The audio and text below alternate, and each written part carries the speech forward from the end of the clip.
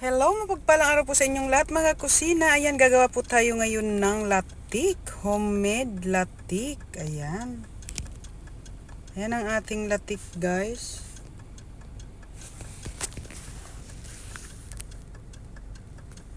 Ayan, halu-haluin natin mga kakusina para hindi po siya masunog sa ilalim.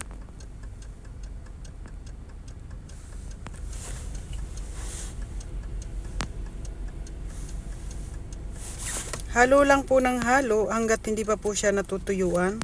Hintayin lang po natin ito mga kakusina mag golden hanggang sa mag golden brown po siya. Ayan, medyo golden brown na po siya mga kakusina.